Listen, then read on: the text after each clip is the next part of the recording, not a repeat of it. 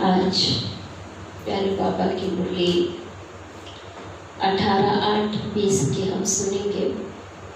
आज मुरली में बाबा ने बहुत ही सुंदर चार्ट लिखने पे ध्यान खिंचवाया है कि चार्ट कई बार बच्चे बाबा को नहीं देते हैं और चार्ट लिखना मुश्किल क्यों होता है, तो उसका कारण भी बाबा ने बताया कि चार्ट लिखना मुश्किल इसलिए भी होता है बच्चों को कि कहीं ना कहीं भूलें होती रहती हैं, सारा दिन बाबा की याद नहीं रहती है और फिर जब चार्ट लिखने बैठते हैं तो फिर उस समय शर्म आती है, लज्जा आती है कि बाबा को हम क्या बताएं, क्योंकि हमने तो कुछ भी दिन भर किया ही नहीं।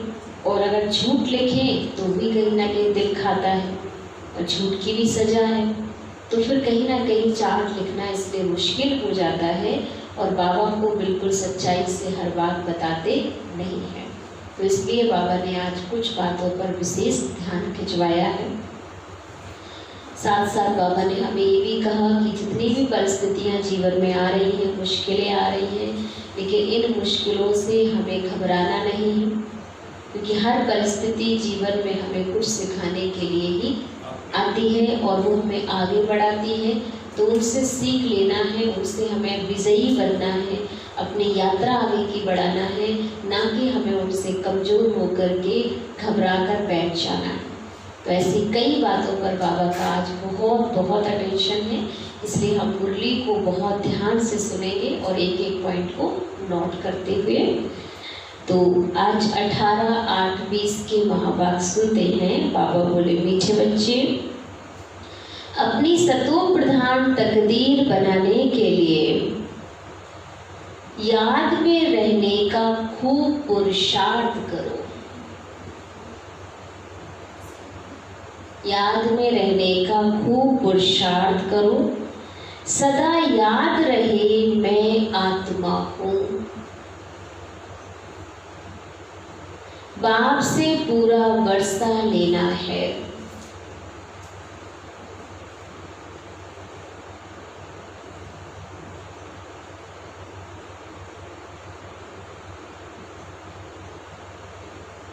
प्रश्न,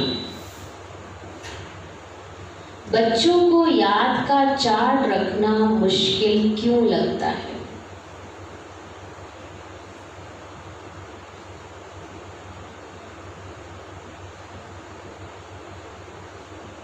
उत्तर,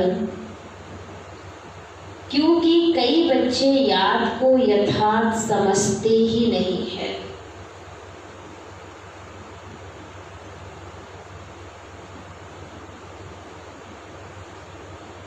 बैठते हैं याद में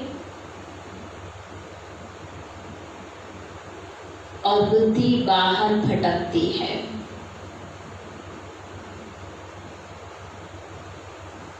शांत नहीं होती।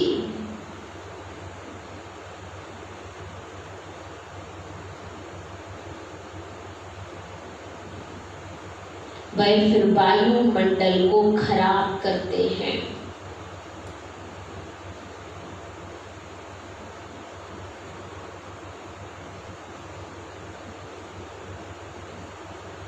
याद करते ही नहीं,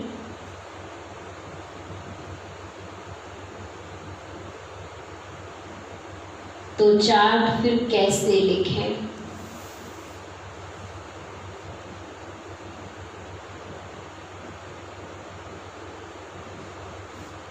अगर कोई झूठ लिखते हैं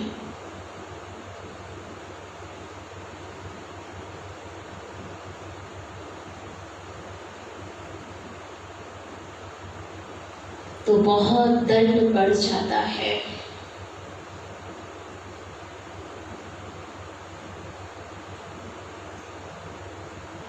सच्चे बाप को सच बताना पड़े।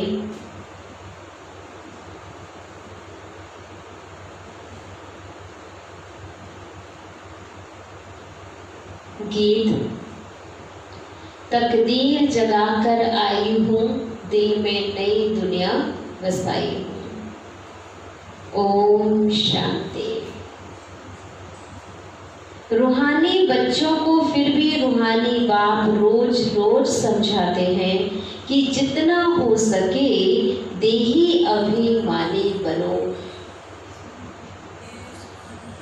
पुरुषार्थ अगर करना है तो उस चीज का करना है, देही अभिमानी बनने का करो। अपने को आत्मा निश्चय करो और बाबा को याद करो, क्योंकि तुम जानते हो कि हम उस बेहद बाप से बेहद सुख की तकदीर बनाने आए हैं। तो जरूर बाप को याद करना पड़े। पवित्र सतो प्रधान बनने बिगड़ सतो प्रधान तकदीर बना नहीं सकते। ये तो अच्छी रीति याद करो, मूल बात है ही एक, यह तो अपने पास लिख दो। वहां पर नाम लिखते हैं ना, तुम भी लिख दो हम आत्मा है। जैसे लोग अपने अपने जिन्हें प्रेम करते हैं या जिन्हें अपने आप को भी खास लोग लिखवाते हैं अपना नाम या किसी और का नाम लिखवाते हैं, तो बाबा कहते तुम भी अपने अंदर ये नाम लिख दो, अपनी बाहों पर क्या लिख दो, मैं आत्मा हूँ। बेहद बाप से हम वर्षा ले रहे हैं क्योंकि माया भुला देती है, इसलिए लिखा हुआ होगा तो घड़ी घड़ी याद रहेगी। मनुष्य ओम का अर्थ व कृष्ण आदि का चित्र भी लगाते हैं याद के लिए। ये तो है नई याद, ये सिर्फ बेहद का बाप ही समझाते हैं।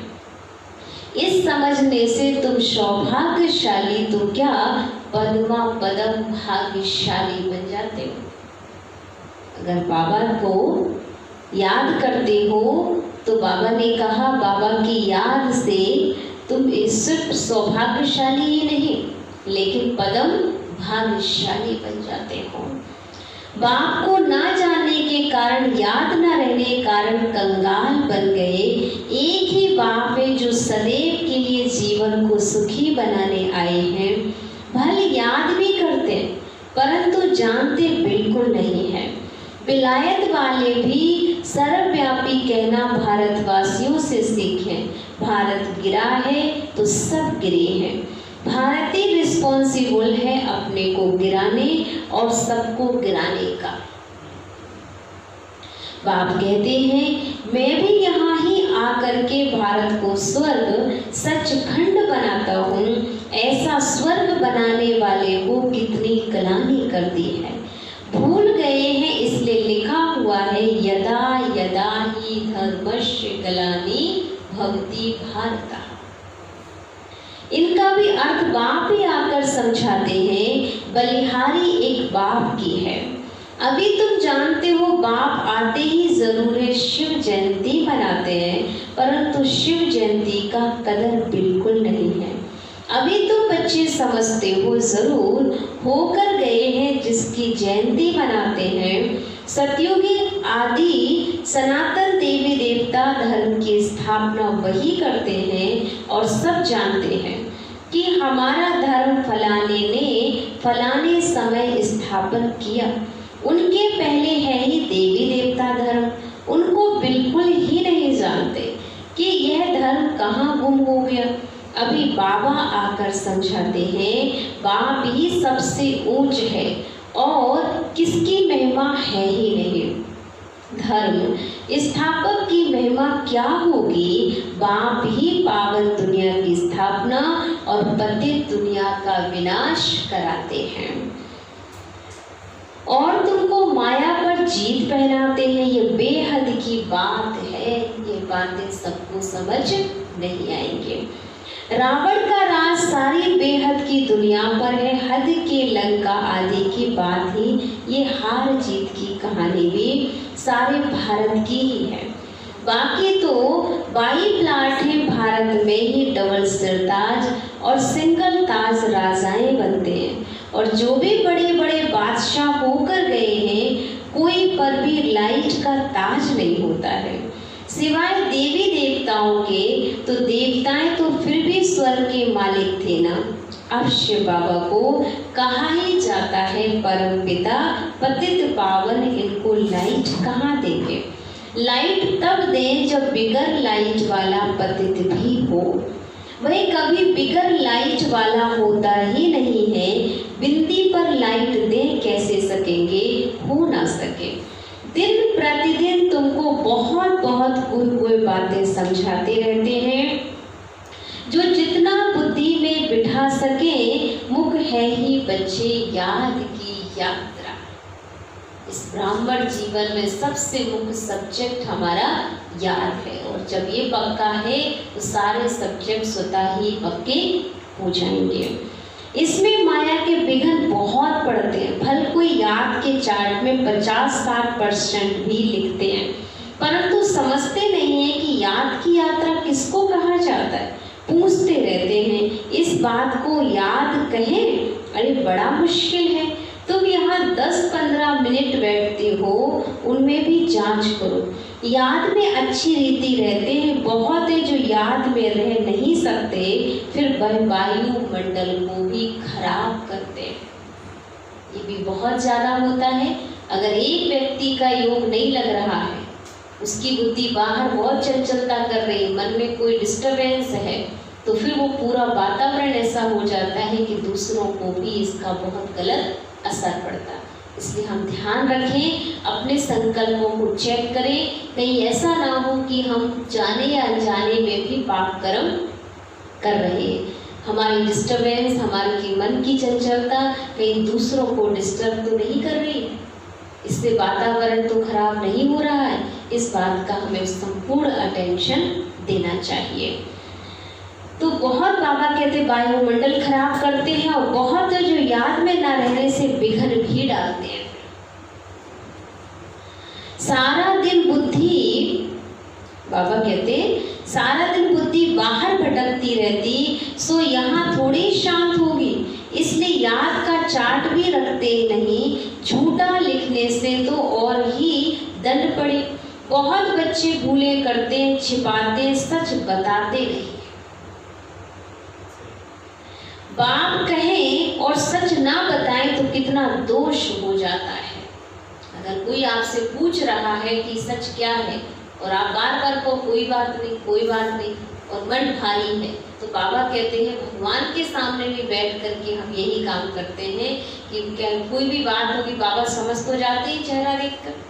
बच्चे कोई बात जरूर है, बच्चे का योग नहीं लग रहा, बुद्धि भटक रही है, तो बाबा को बताओ।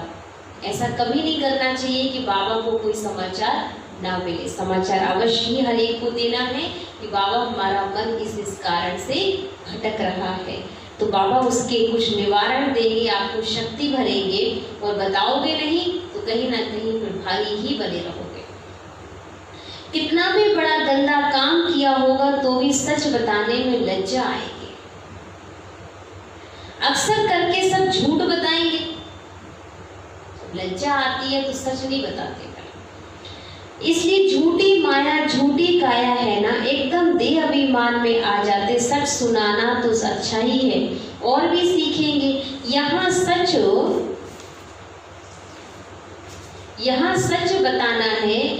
नॉलेज के साथ साथ याद की यात्रा भी जरूरी है, क्योंकि याद की यात्रा से ही अपना और विश्व का कल्याण होना है। नॉलेज समझाने के लिए बहुत सहज है, याद में ही मेहनत है। बाकी बीज से झाड़ कैसे निकलता है वह तो सबको मालूम रहता है। बुद्धि में 84 का चक्र है, बीज और झाड़ की नॉलेज होगी ना। बात तो सत्य है, चेतन है, ज्ञान का सागर है, उनमें नॉलेज है समझाने के लिए। ये बिल्कुल अनकॉमन बात है।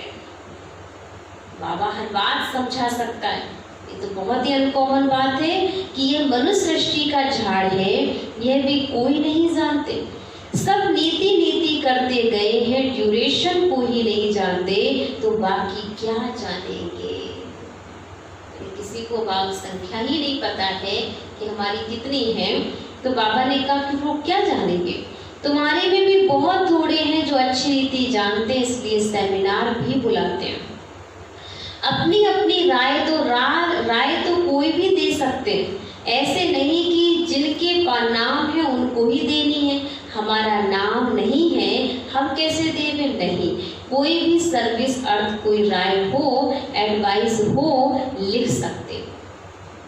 कोई बच्चा ये ना समझे कि हमसे तो कुछ पूछा नहीं जा रहा है, तो हम क्यों राय दें। लेकिन अगर हम बाबा के घर के बच्चे हैं, सेंटर हमारा है, सबका है, तो राय देने का हक भी सबको बनता है। अपना विचार तो हम रख ही सकते हैं, बाकी अगर हमारा विचार योग्य होगा तो ज़रूर उस विचार को शामिल किया जाएगा, उसे यूज़ किया जाएगा।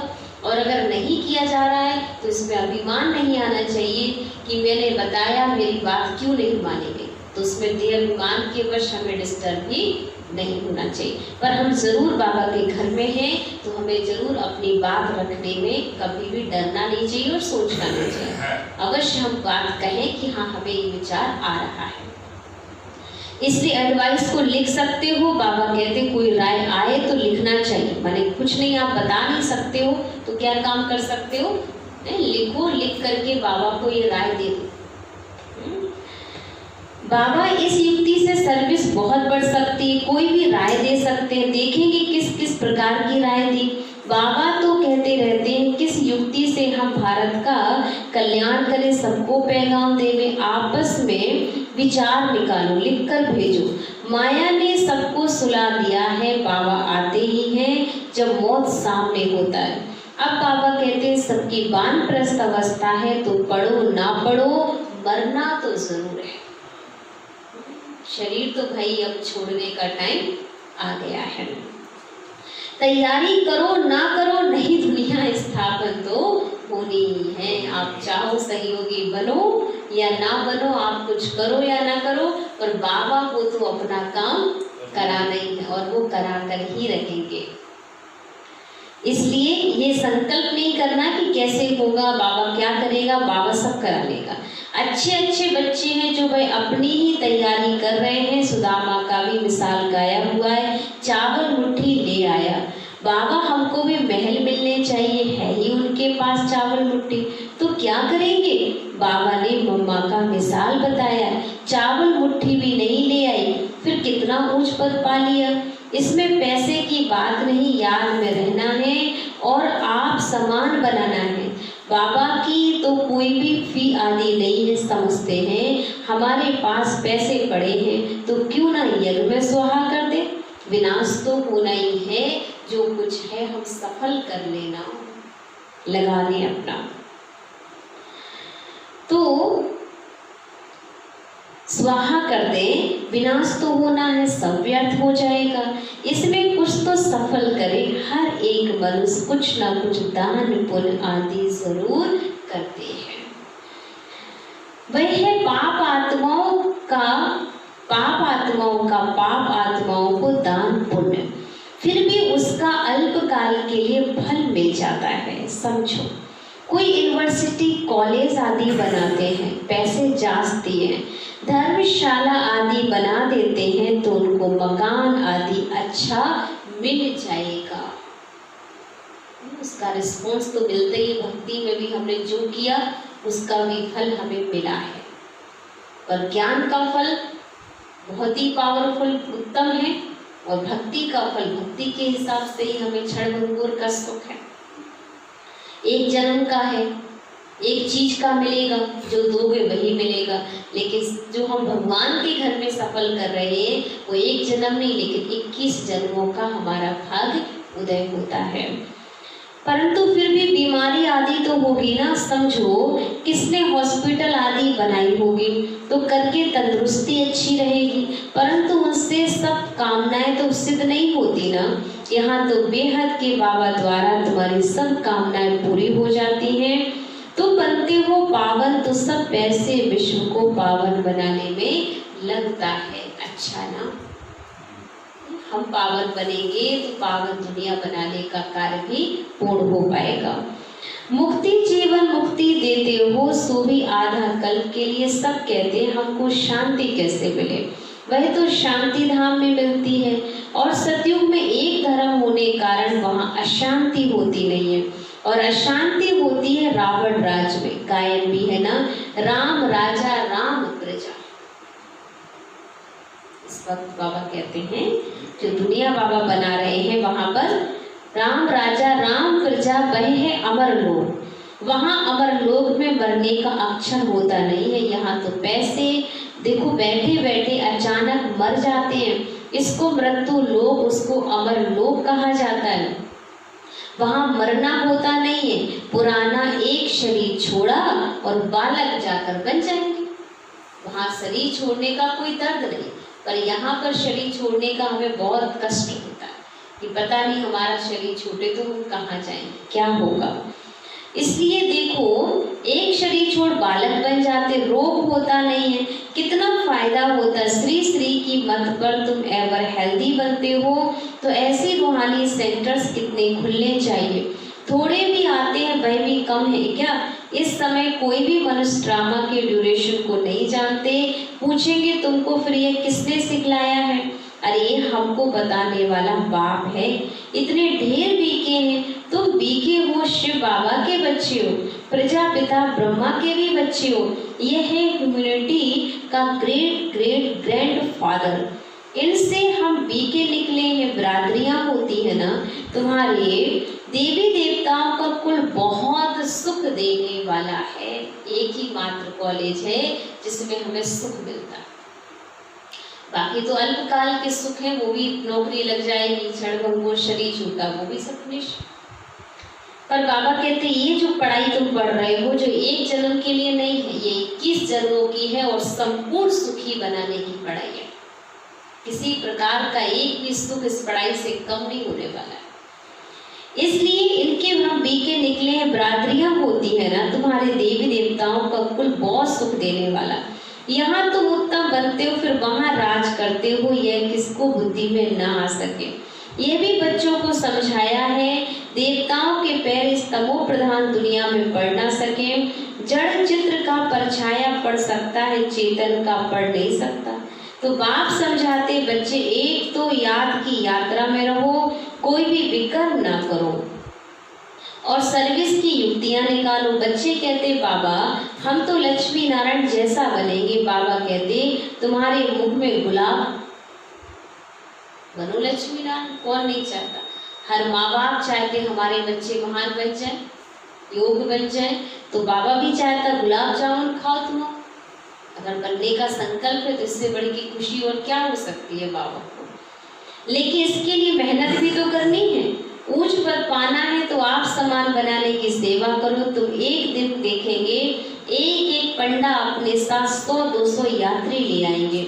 आगे चल देखते रहेंगे, पहले से थोड़ी कुछ कह सकते हैं। जो होता रहेगा सो देखते रहेंगे। ये या बेहद का ड्रामा है तुम्हारा, है सबसे मुख्य पाठ बाप के साथ, जो तुम पुरानी दुनिया को नई बनाते हो। यह है पुरुषोत्तम, पुरुषों में उत्तम बनने का यही एक समय है, संगम युग। अब तुम सुखधाम के मालिक बनते हो, वहां दुख का नाम निशान नहीं होगा। बाप है ही दुख हरता सुख करता, दुख से आकर के लिवरेज करते हैं। भारतवासी फिर समझते इतना धन है, बड़े बड़े महल है, बिजलियां हैं, बस यही स्वर्ग है। ये सब माया का पंप है, ये कोई स्वर्ग नहीं। जो बड़े बड़े साधन दिख रहे हैं, फैसिलिटीज हमें हर प्रकार की दिख रही है इस दुनिया में, ये कोई सुख की बात नहीं है। ये सब इस कलयुग की माया है, क्षण भंगुर की माया है। बाबा कहते ये तुम्हें सदाकाल सुखी नहीं बना सकते। अगर इन साधनों से हमें सदाकाल का सुख मिलता तो कितने साधन आज बने, संसार कब का सुखी होता। लेकिन आप सबसे ज्यादा अगर दुखी हैं तो हम इस समय ही दुखी हैं, वो भी साधनों के साथ होते भी दुखी हैं। जब हम सारा काम अपने हाथों से करते थे तो हम ज़्यादा सुखी थे, लेकिन आज हम सारा काम मशीनों से कर रहे हैं, इसलिए हम सबसे ज़्यादा दुखी हैं। क्योंकि हम सिर्फ दूसरों पे डिपेंड हो गए, साधनों पे डिपेंड हो गए, खुद पे डिपेंड होना हम बिल्कुल भूल गए। और हमें यही संस्कृति अपने अंदर लानी है, संस्कार लाना है, हमें खुद आत्मनिर्भर बनना है। और वो तभी होगा जब हम स्वयं अपने आत्म स्वरूप में स्थित होंगे, तभी इस आत्मिक बल से हम स्वर्णिम युग का कार्य पूर्ण कर सकेंगे। इसलिए बाबा ने कहा माया का पंप है बच्चे, सुख के लिए साधन बहुत करते हैं, बड़े बड़े महल मकान बनाते हैं, फिर भी मौत कैसे अचानक हो पड़ता है। वहां मरने का डर नहीं, यहाँ तो अचानक मर जाते, फिर कितना शोक करते हैं, फिर समाधि पर जाकर आंसू बहाते। हर एक की अपनी अपनी रस्म रिवाज है, अनेक मत है। सतयुग में ऐसी बात होती नहीं है ना, वहां मरने का टेंशन, ऐसा कि मरेंगे जरूर लेकिन उस प्रकार से नहीं कि भाई डर है, भय है। जब पूरा टाइम हो जाएगा खुद आत्मा महसूस कर लेगी कि बस अब पुराना वस्त्र है, इसको निकाल देना चाहिए। जैसे आपने कोई कपड़े बहुत अच्छी तरह पहन लिए, अब आपका मन करता है बहुत पुरानी ड्रेस हो गई, इसे अब चेंज कर लेना चाहिए, तो खुशी से उतारते हैं, उसमें आपको टेंशन तो नहीं होती ना, अच्छा लगता है चलो नया पहनेंगे, अब पुराना हटाते हैं। ऐसे ही वहाँ तन कपड़ा समझा जाता है कि तन को पुराना हो गया, बहुत सारा काम कर लिया, अब हम इसको निकालते हैं, नया हम प्राप्त करते हैं। तो ऐसे ही बाबा कहते हैं सतयुग में सुख है, वहाँ पर दुख की बात नहीं। दूसरी चीज है, वहाँ पर ये भी नहीं है कि हम इस धर्म के हैं तो हमारे मिट्टी को कैसे जलाया जाएगा। वहाँ की प्रथा सबके धर्मों की, जैसे इस कलयुग में तो बहुत अलग अलग है। मुसलमानों का अलग तरीका है, हिंदुओं का अलग तरीका, हिंदुओं भी कई वैरायटी कारोबार होते हैं, सब अलग अलग तरीके से रस्म से करते हैं, क्रिश्चियंस अलग तरीके से करते हैं, सबका एक अलग मेथड है और वो अपने तरीके से, कोई मंत्र पढ़ के, कोई किसी अग्नि में, कोई पानी में, कोई जमीन में गाड़ के, सब तरीके अलग अलग लोगों ने अपना रखे हैं। पर बाबा कहते हैं सतयुग में इस प्रकार का कोई तनाव नहीं होगा, कोई दुख नहीं होगा, वहाँ आत्मा संपूर्ण सुखी होगी और ना कोई समाधि पर जाकर वहाँ आंसू बहाएंगे। यहाँ तो जाकर आंसू बहाते रहते हैं, इसलिए कितना शोक मनाते हैं, फिर समाधि पर जाकर आंसू बहाते। हर एक की अपनी अपनी रस्म रिवाज है, अनेक मत है। सतयुग में ऐसी बात होती नहीं, वहां तो एक ही शरीर छोड़ दूसरा ले लेते। तुम कितना सुख में जाते, उसके लिए कितना पुरुषार्थ करना चाहिए, कदम कदम पर मत लेनी चाहिए। गुरु की व पति की मत लेते हैं वह तो अपनी मत से चलना होता है ना। आसुरी मत क्या काम देगी, आसुरी तरफ ही ढकेलेगी। तो अब तुमको मिलती है ईश्वरीय मत, ऊंच से ऊंच इसलिए गाया हुआ भी है, श्रीमत भगवानु वाच। तो बच्चे श्रीमत से सारे विश्व को हेवन बनाते हो, उस हेवन के तुम मालिक बनते हो, इसलिए तुम्हें हर कदम श्रीमत लेनी चाहिए। परंतु किसकी तकदीर में नहीं है तो फिर मत पर चलते नहीं हैं। बाबा ने समझाया है किसको भी अपना कुछ अकल हो, राय हो तो बाबा को भेज देवे। अगर समझते हो कि कोई अकल है हम में, कोई बाबा के कार्य में हम सहयोगी बन सकते हैं, तो जरूर बाबा को अपनी विचार राय जरूर भेज सकते हो कि बाबा हमारे हमको ये मन में चिंतन आ रहा है, हम इस प्रकार बाबा के कार्य में सहयोगी बन सकते हैं, तो जरूर अपनी राय भी देनी चाहिए।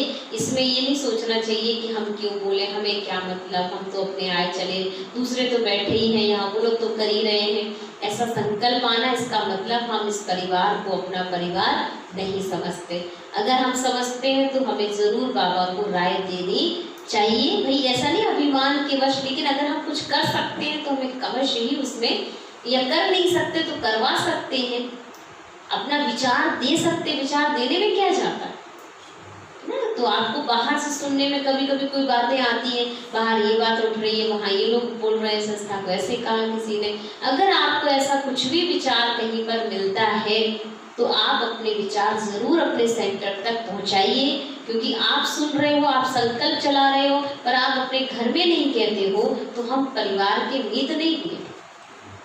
अगर हमें कुछ लग रहा है तो जरूर हमें शेयर करना चाहिए, या शेयर नहीं कर सकते तो कम से कम पेपर पे लिख के जरूर जमा कर जाना चाहिए कि ये मेरे दिमाग में या मेरे मन में विचार आ रहा है, या कहीं से मुझे सुनने में आ रहा है, तो ये आपको समर्पित है विचार, बस खत्म हो।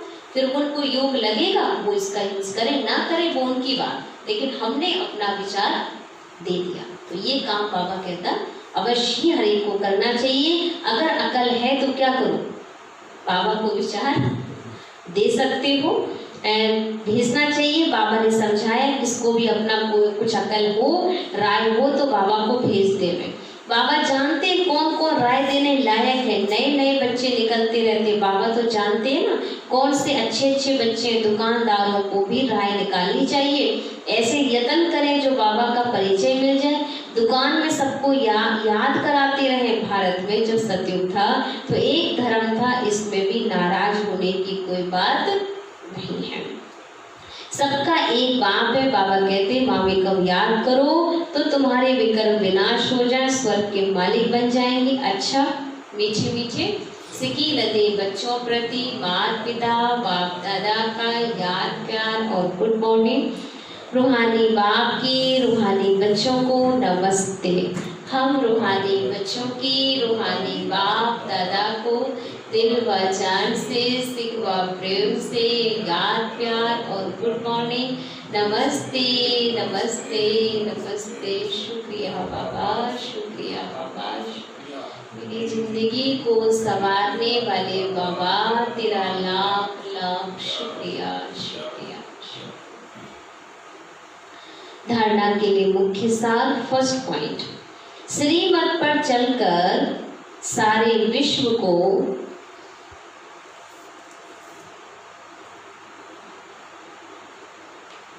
श्रीमत पर चलकर सारे विश्व को स्वर्ग बनाने की सेवा करनी है।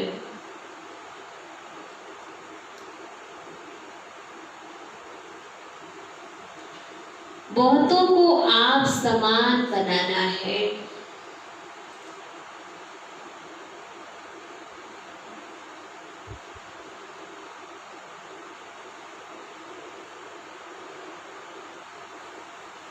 आप श्रीमत से अपनी संभाल करनी है।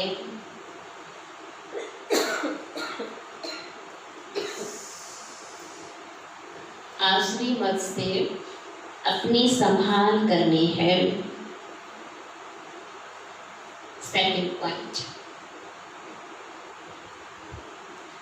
याद की मेहनत से आत्मा को सतो प्रधान बनाना है।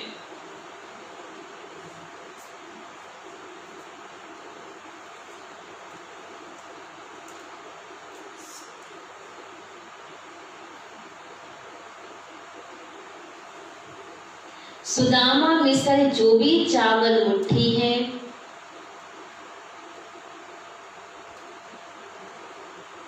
सुदामा मिसल जो भी चावल मुट्ठी है, वह सब सफल कर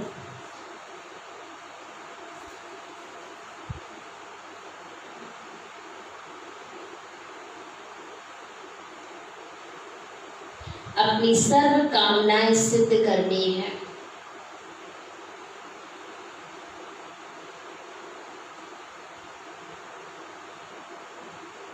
वरदान, परीक्षाओं और समस्याओं में मुरझाने के बजाय मनोरंजन का अनुभव करने वाले सदा विजयी भव।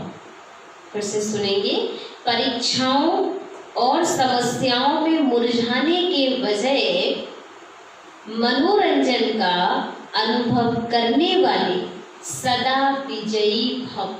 स्पष्टीकरण, इस पुरुषार्थी जीवन में ड्रामानुसार समस्याएं व परिस्थितियां तो आनी ही है, उससे हम छूट नहीं सकते, वो तो आनी ही है।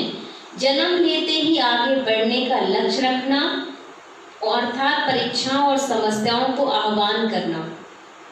जब रास्ता तय करना है तो रास्ते के नज़ारे ना हो, ये हो कैसे सकता है? जब रास्ता तय करना हो और रास्ते में कोई नज़ारे ही ना पड़े, ये हो सकता है क्या? बहुत सारी चीजें पड़ेंगी। जब हम रास्ते से निकलेंगे तो बहुत सारे सीन हमारे जीवन में आएंगे, लेकिन उन समस्याओं से घबराना नहीं होता है। तो रास्ते के नज़ारे हो, ये हो कैसे सकता है? लेकिन उन नज़ारों को पार करने के बजाय यदि करेक्शन करने लग जाते हो तो बाप की याद का कनेक्शन लूज हो जाता है और मनोरंजन के बजाय मन को मुरझा देते हैं। इसलिए बाहर नज़ारा वाह के गीत गाते आगे बढ़ो, अर्थास्ता विजयी के वरदानी बनो। आप रास्ते से निकल रहे हो, यात्रा तय कर ली है आपने कि मुझे फलानी जगह अमरनाथ, बद्रीनाथ, माउंट आबू जाना है, और उस यात्रा को तय करने के बाद जब आप वहां जा रहे हो, रास्ते में आपको बहुत सीन मिलेंगे, बहुत सारी चीजें दिखेंगे, पेड़ पौधे, लोग, गाड़ी, सब कुछ दिखेगा। कोई कैसे चल रहा होगा, कहीं कोई पोस्टर लगा होगा, हर सीन आप देख रहे हैं, हर तरीके के लोग आपको टकरा सकते हैं। लेकिन हाँ, उन सब चीजों को देखते हुए आपके दिमाग में क्या चलता है उस वक्त? हमें अपने घर जाना है ना, अपने जिस मंजिल पे पहुंचना है, तो हमें अपनी मंजिल पर अगर पहुंचना है तो हमारा पूरा अटेंशन कहाँ है? मंजिल पर। तो हमें अपनी मंजिल पर ध्यान रखना है कि हमें मंजिल पे जाना, और उस नज़ारे का अच्छा एंजॉय करो। रास्ते से निकलते बढ़िया अच्छी प्राकृतिक हवाएं, प्राकृतिक वातावरण, उसको लीजिए, लोगों को देखिए, लोग दुनिया में कैसा कैसा भगवान ने वैरायटी ड्रामा बना रखा, कितने सुंदर सुंदर पाठ बजा रहे हैं लोग, वाह ड्रामा। ऐसे भी लोगों से मिलना लिखा था, उनका आनंद लो। ये नहीं कि रास्ते में अरे ये कैसे चल रहा, इसको तो ऐसे नहीं चलना चाहिए था, इसको तो ऐसे करना चाहिए था, ये पेड़ ऐसा क्यों खड़ा, इसको तो ऐसे होना चाहिए था। अब उस करेक्शन में हो सकता है कि आप बीच में रुक जाओ, थम जाओ, संकल्प चला रहे हो।